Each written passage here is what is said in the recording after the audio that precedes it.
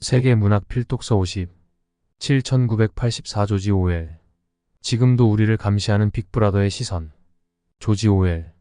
1903년 영국령 인도의 벵골주 모티아리에서 세관 관리 아들로 태어났다. 본명은 에리가서 블레어이며 조지 오웰은 필명이다. 태어난 다음 해인 1904년에 어머니와 함께 영국으로 돌아왔다. 가정 형편이 여의치 않아 대학에 진학하지 않고 영국의 식민지 미얀마에서 경찰로 5년간 근무했으나 영국의 제국주의적 만행을 목격하면서 경찰을 그만두고 작가가 되기로 결심했다. 파리와 런던을 전전하며 극빈자의 생활을 하면서도 소설과 에세이 등을 꾸준히 발표했으며 1937년 스페인 내전에 참전하면서 제국주의와 전체주의 체제에 대한 비판 의식을 갖게 되었다. 700여 편의 작품을 남기고 1950년 47살의 나이에 세상을 떠났다. 유토피아를 꿈꾸는 디스토피아를 그리다. 1984는 1949년에 발표되어 영국에서 1년 동안 5만 부, 미국에서는 36만 부가 팔리는 대성공을 거둔 소설이다. 현재까지 영문판으로만 1000만 부 이상 판매되었고 65개 이상의 언어로 번역된 베스트셀러다. 1984는 조지 오웰이 쓴 마지막 작품으로서 평생 동안 축적된 그의 정치적 견해와 사상이 가장 잘 반영된 소설이기도 하다. 오웰은 1984로 절대적인 권력이 어떻게 인간의 존엄성과 자유를 말살할 수 있는지를 적나라하게 보여주었다. 소설 속 오세아니아라는 전체주의 국가에서는 개인의 생활을 철저하게 부정하며 가정이라는 개념이 없다. 역사와 기록은 조작되고 언어는 왜곡되어 사람들의 사고 능력은 제한된다. 자식이 부모를 고발하는 등 도덕이 타락하고 인간 존엄성이 말살된 세상이 바로 오세아니아다. 이 소설은 디스토피아 소설의 출발을 알린 중요한 저작이다. 그러나 단순히 유토피아 실현이 불가능하다는 암울한 메시지를 주는 책은 아니다. 1984는 디스토피아 세계를 현실감 있게 묘사함으로써 전체주의를 비판하고 경고하지만 아무리 비참한 디스토피아일지라도 인간 개개인이 비판적 사고와 행동을 잃지 않으려고 노력한다면 유토피아를 구현할 수 있다는 희망을 이야기하는 소설이다. 다르게 말하면 이 소설은 우리가 인간 존엄성과 자유를 지키지 않으면 소설 속 오세아니아와 같은 세상이 올 수도 있다는 일종의 경고라고 할 수 있다. 이 소설의 주인공 윈스턴은 비참한 결말을 맞이하지만 자신이 투쟁에서 이겼다고 단언함으로써 유토피아 실현에 대한 희망을 전한다. 이 점이 1984를 단순한 디스토피아 소설로만 보기 어려운 이유이며 이 소설이 가지고 있는 문학적, 사회적 가치다. 이 소설은 우리나라에서 이미 1950년대에 번역, 출간되었지만 당시로서는 먼 미래인 1984년을 다뤘다는 점에 초점을 맞추어 미래를 다룬 판타지 소설로 인식하는 분위기였다. 당시 우리나라는 여전히 국가 권력에 의해 개인의 자유와 존엄성이 박탈되는 시대였지만 소설의 비판적 메시지에 주목하여 당시 우리 사회의 강압적인 현실을 비판적으로 바라보는 시선은 많지 않았다. 조지 오웰의 반체제 정신은 어디에서 왔을까? 1984에서 읽을 수 있는 권위와 독재에 대한 오웰의 비판 의식은 상당 부분 자기 경험에서 비롯되었다. 오웰은 8살부터 14살까지 세인트 시프리언스 예비학교를 다녔다. 사립기숙학교였던 이곳은 이튼스쿨 같은 명문 학교 입학을 최우선 목표로 삼고 아이들에게 강압적인 교육을 실시했다. 체벌과 언어적 폭력은 일상이었다. 영국을 대표하는 문인 세뮤얼 존슨조차 체벌이야말로 가장 좋은 교육수단이라 여겼듯이 과거 영국 학교들은 체벌을 당연시했고 대나무로 아이들을 때리는 일이 흔했다. 어린 시절 가난하고 심약했던 오웰은 교장으로부터 온갖 매질과 학대를 당해야 했다. 오웰이 다닌 사립학교는 주로 상류층이 다녔기 때문에 학비가 비쌌다. 1년 학비가 180파운드였는데 이는 오웰의 아버지가 받았던 연금의 절반 수준이었다. 교장은 장학금에 의지할 수밖에 없었던 오웰을 무시하고 학대했으며 이때부터 오웰은 가난한 자의 서름과 고통을 절실히 느꼈다. 학교를 졸업한 오웰은 경제적 사정이 여의치 않아 명문대학에 진학하지 못하고 10대 후반의 나이로 대영 제국의 경찰이 되어 미얀마에 부임했다. 하지만 미얀마에서 제국주의가 식민지에 가한 착취와 폭력을 목격하고 본격적으로 반제국주의자가 되었다. 휴가차 영국에 돌아온 오웰은 식민지 주민 못지않은 고통과 가난에 시달리는 또 하나의 계층, 즉 노동자 계급이 존재한다는 것을 자각하게 된다. 또한 1936년 의용군으로 참전한 스페인 내전의 경험은 그를 전체주의에 대한 비판 작가로 만들기에 충분했다. 정치 소설을 예술의 경지로. 오웰은 글쓰기를 일종의 숙명적 책무로 인식한 작가였다. 그는 폭로해야 할 사회적 부조리, 대중이 꼭 알아야 할 어떤 진실이 있기에 글을 쓸 수밖에 없다고 여겼다. 그가 병마와 싸워가며 1984를 최후의 걸작으로 남긴 이유도 마찬가지다. 진실을 숨기고 왜곡하여 미래도 독재자의 입맛에 따라 조작하며 대중들을 복종시키는 사회가 올 수도 있다는 것을 경고하고 싶었기 때문이다.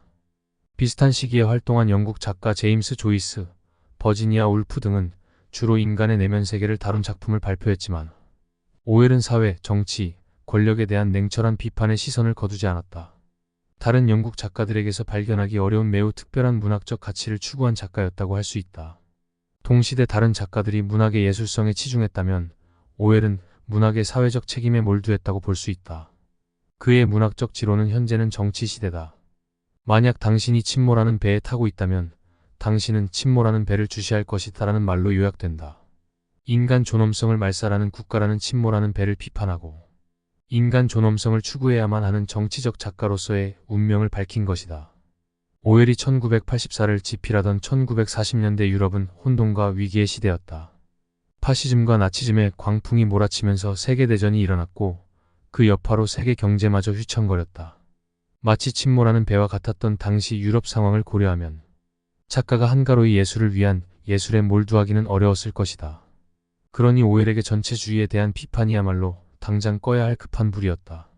오웰은 작가라면 모름지기 위험을 무릅쓰고라도 현재의 정치 상황과 고통받는 인간의 현실을 직시해야 한다고 주장했고 그러한 자신의 주장을 1984에 고스란히 담았다.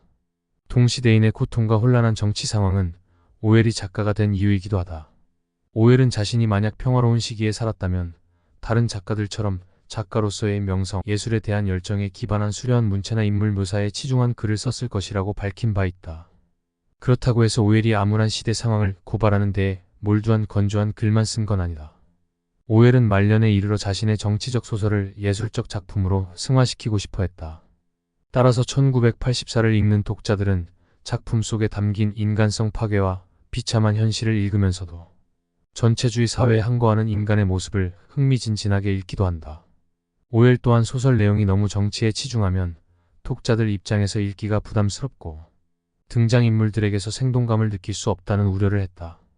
그래서 1984를 지필할 때 독자들에게 소설 읽는 재미와 문학으로서의 매력을 줄 수 있도록 많은 고심과 노력을 더했다. 그가 아무리 정치적 비판 의식을 담아 소설을 썼다 해도 결국 소설이라는 장르는 미학적 장치를 가미할 수밖에 없다. 1984는 정치적 소설을 넘어 사랑소설로 읽을 수 있는 서사가 존재한다. 이 소설의 배경이 되는 오세아니아에서는 사랑이 바탕이 된 성행위를 금지한다. 인간으로서 누리는 가장 기본적인 욕구인 사랑의 감정마저 정부가 통제하는 것이다. 그렇다면 사랑이 따르는 성행위야말로 전체주의 정부에 항거하는 용감한 수단이자 해방구인 셈이다. 따라서 주인공 윈스턴이 감시를 피해 사랑하는 연인 줄리아와 성행위를 하는 것 자체가 오웰이 추구한 전체주의에 대한 개인의 저항을 상징한다고도 볼 수 있다. 오웰이 구축한 세밀한 인물 묘사 덕분에 독자들은 윈스턴과 줄리아의 위험한 사랑이 제발 이루어지기를 바라게 된다. 더구나 1984의 첫 문장. 4월 맑고 쌀쌀한 어느 날이었다. 시계가 13시를 알리고 있다는 이 소설이 가지고 있는 문학적 아름다움을 상징하는 명문장으로 영문학 역사상 가장 뛰어난 첫 문장으로 찬사를 받는다. 이렇듯 1984는 정치적 비판 의식과 문학으로서의 작품성을 하나로 융합한 예술적 가치가 뛰어난 소설이다. 지금도 여전한 1984의 시대. 1984라는 제목은 오웰이 이 소설을 쓴 1948년의 48을 84로 뒤집은 것이다. 오웰 자신도 1984년이라는 정확한 시기를 염두에 두고 글을 쓴 것은 아니다. 주인공 이름인 윈스턴 스미스도 당시 정치가였던 윈스턴 처칠과 영국에서 가장 흔한 이름인 스미스를 빌린 것에 불과하다. 이 소설은 오웰이 막연하게 수십 년쯤 지나면 이렇게 폭력적이고 강압적인 정부가 나타나지 않을까 하는 상상력에 기반해 썼다. 그러나 오웰의 상상력은 1984년이라는 시기뿐만 아니라 그 시기를 훨씬 지난 지금까지도 여전히 유효하다. 그가 우려한 전체주의 정부의 악행을 세계 곳곳에서 발견할 수 있으니 말이다. 1984가 출간된 지 70년이 넘었지만 이 소설의 영향력은 여전히 현재 진행형이다. 이 소설을 읽지 않은 독자라고 할지라도 서구에서는 하나의 고유 명사로 자리 잡은 소설 속 독재자 빅브라더라든가 빅브라더가 당신을 지켜보고 있다라는 문구는 햄릿의 죽느냐 사느냐 그것이 문제다라는 대사만큼이나 유명하다는 걸 알고 있을 것이다. 또한 영화와 연극, 심지어 회화로도 재생산되고 있는 것을 생각하면 이 소설이 가지고 있는 영향력과 지속성을 짐작할 수 있을 것이다. 이 소설은 오웰의 통찰과 해안이 유감없이 발휘되었는데 우선 개인의 생활을 낱낱이 감시하는 텔레스크린이라는 장치가 대표적이다. 현재 한국을 비롯한 대부분 나라는 개인의 안전과 범죄를 예방한다는 명목으로 CCTV를 촘촘하게 설치해서 개인의 일거수일투족을 지켜보고 있다. CCTV를 이용해 타인의 일상을 감시자처럼 지켜보는 것은 국가나 단체뿐만 아니라 평범한 개인도 하는 일이다. 부모는 CCTV를 이용해서 아이들이 놀고 있는 놀이터나 유아원을 지켜보기도 하고 업주는 가게에서 일하는 직원을 CCTV로 지켜본다. 편의점에서 일하는 직원들은 본인이 근무하는 동안 업주나 상사가 마치 소설 속 빅브라더처럼 자신을 지켜보는 환경에서 일하는 경우가 많다. 학교도 마찬가지다. 학교 폭력이나 안전사고를 예방한다는 명목으로 교내 곳곳에 CCTV가 설치되어 있다.